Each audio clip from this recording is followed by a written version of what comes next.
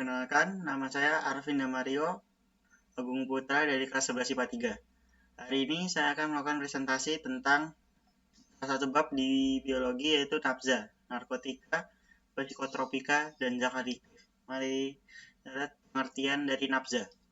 Nafza merupakan istilah khusus untuk menyebutkan zat-zat kimia yang jika dimasukkan ke dalam tubuh dapat memengaruhi pola pikir, perasaan, kondisi, kejiwaan, dan perilaku seseorang.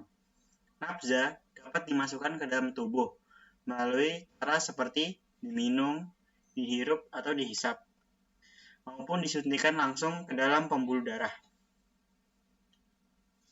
Klasifikasi nafza itu dibagi menjadi 3. Itu pertama ada narkotika, psikotropika, dan zat adiktif.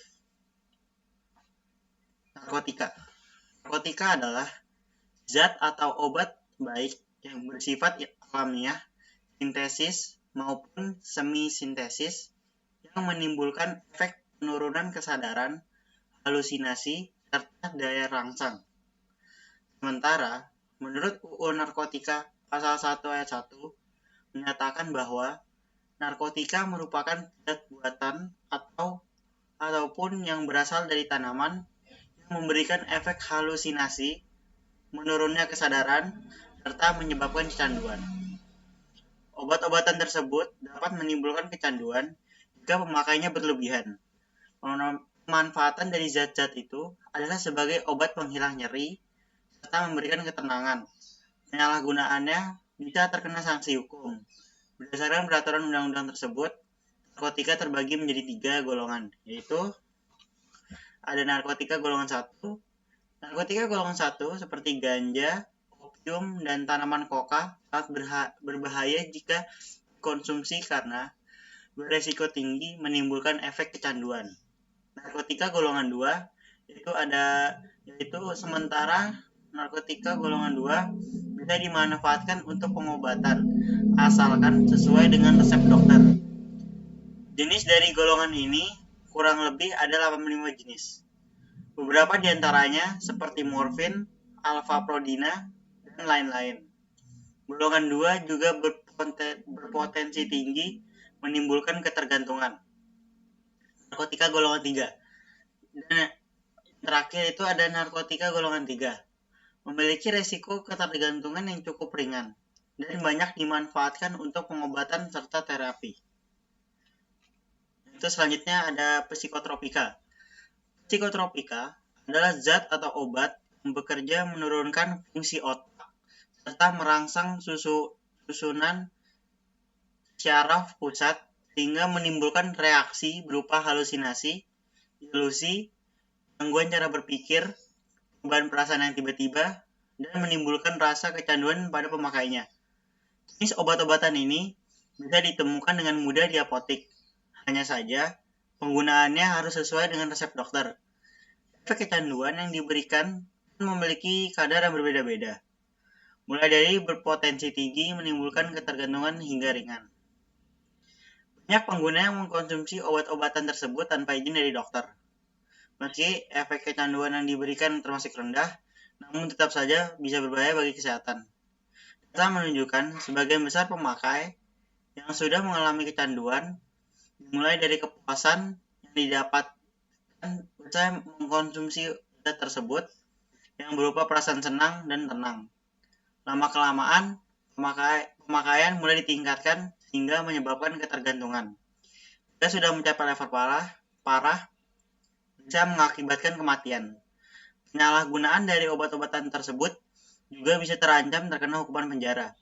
Karena itulah, meski beberapa manfaatnya sangat baik bagi kesehatan, namun jika berlebih dan tidak sesuai dengan anjuran dokter, bisa menyebabkan efek yang berbahaya.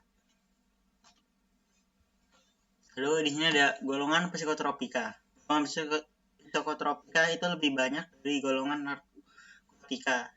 Narkotika ada 3, psikotropika ada 4 golongan. Psikotropika golongan 1. Zat atau obat dengan daya adiktif tinggi dan termasuk obat-obatan terlarang, contohnya ekstasi dan LSD. Psikotropika golongan 2. Golongan ini dapat digunakan untuk terapi pengobatan, tetapi harus sesuai dengan resep dokter, karena dapat menyebabkan kecanduan. Contohnya, amfetamina, Ritalin, dan metilfenidat. Psikotropika golongan 3. Zat atau obat dengan daya adiktif sedang dan umumnya digunakan untuk pengobatan dan penelitian. Contohnya, pentobarbital, flunitrazepam, buprenorphina, dan lumibal. Psikotropika golongan 4. Zat atau obat dengan daya adiktif ringan yang biasanya digunakan untuk pengobatan. Contohnya adalah diazepam, nitrazepam, lexotan, obat penenang, dan obat tidur. Terakhir itu ada zat adiktif.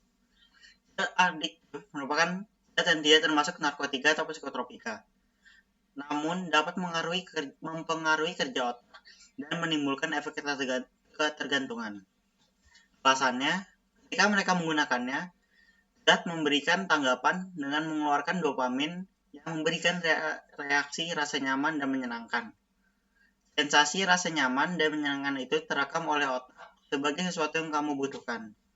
Saat merasa galau atau sedih, otak menyampaikan keinginan agar mengkonsumsi zat ini untuk mengembalikan perasaan menyenangkan.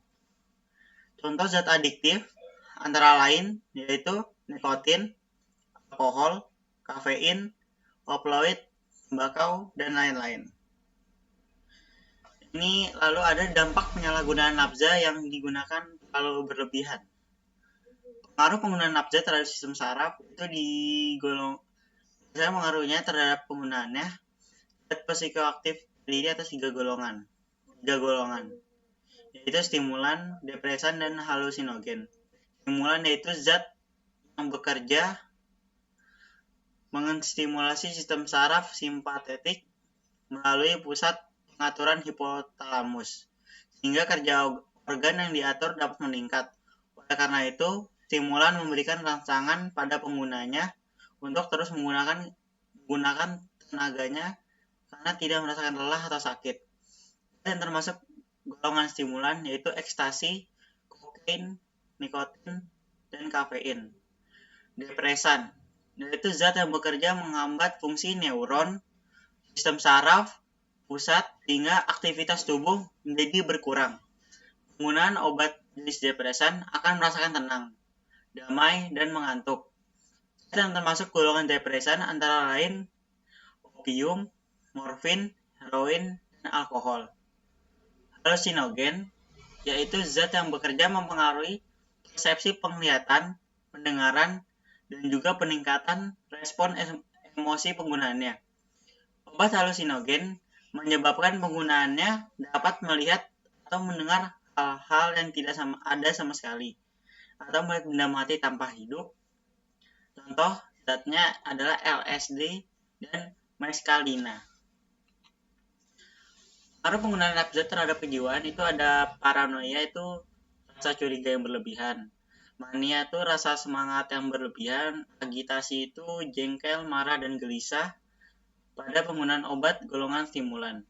Gangguan tidur, cemas, dan panik, serta depresi berat pada penggunaan obat golongan depresan. Gangguan psikosis dan memberikan kenyataan dan khayalan itu termasuk dalam golongan halusinogen. Terus ada juga kehilangan motivasi dan gangguan daya ingat, itu juga termasuk halusinogen. Pengaruh penggunaan nafza terhadap aspek sosial. Penyalahgunaan nafza tidak hanya merusak fisik dan mental, tetapi juga merusak kehidupan sosial penggunanya. Remaja pengguna nafza perlahan-lahan akan memiliki masalah di lingkungan keluarga, lingkungan sekolah, dan masyarakat. Contoh di lingkungan keluarga adalah seperti melawan orang tua, mudah tersinggung, dan menjauh dari keluarga. Contoh di lingkungan sekolah dan masyarakat antara lain, berkurangnya motivasi belajar dan disiplin diri, meningkatnya tingkat kenakalan seperti bolos sekolah dan tawuran pelajar, dan juga di lingkungan masyarakat seperti mencuri dan perampokan. Sekian saja materi dari bab nafza ini dari saya. Terima kasih.